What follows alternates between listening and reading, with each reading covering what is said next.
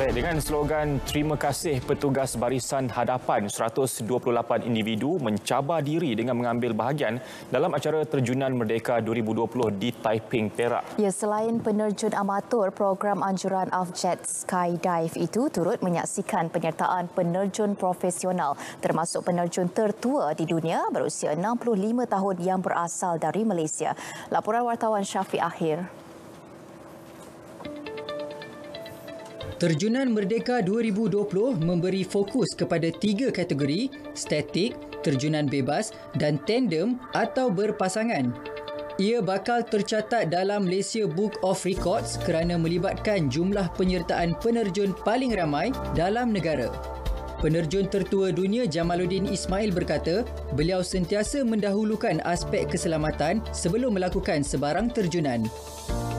Sukan ni tak berbahaya sebenarnya kalau kita ikut disiplin. Disiplin utama.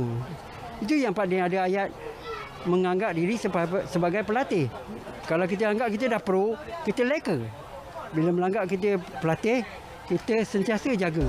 Menurut Ketua Pegawai Eksekutif Avjets Sendirian Berhad, Amrul Niza Anwar, lapangan terbang Tekah dipilih sebagai lokasi terjunan disebabkan keluasannya yang sesuai dijadikan tempat pendaratan.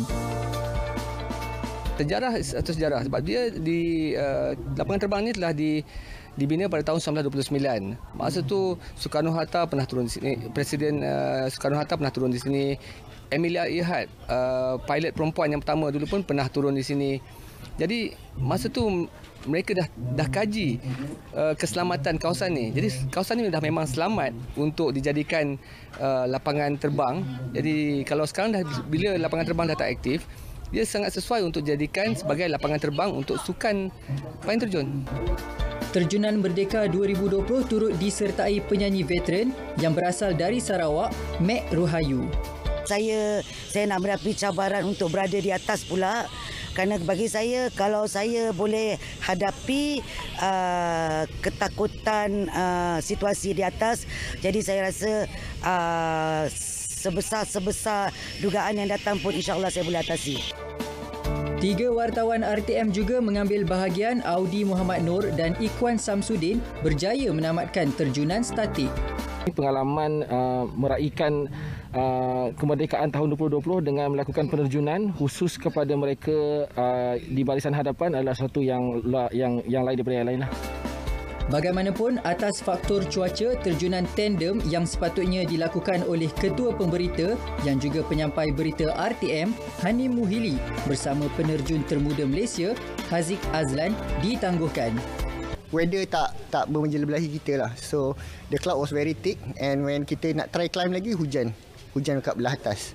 So agak lebat and we decided untuk call it off lah sebab nanti equipment basah, passenger basah kan. Tak enjoy. So it's more of safety juga. Ketika sekiranya kami boleh terjun tadi tapi memandangkan cuaca tidak mengizinkan dan beliau juga telah memberikan maklumat awal dan kita faham benda tu suatu pengalaman buat saya sendiri sebagai seorang wartawan dan suatu pengalaman yang sebelum ni kita tengok kat TV. Jadi bila kita tengok sendiri dengan depan mata baru saya faham sebenarnya ini bukan sekadar minat.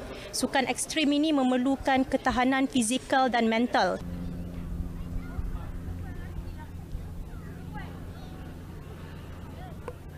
Selepas hampir setahun aktiviti skydiving ini dihentikan berikutan penularan wabak COVID-19 dalam negara, hari ini dalam tempoh norma baru, aktiviti sukan lasak ini kembali bernafas sempena dengan sambutan Hari Kemerdekaan yang ke-63 kali ini.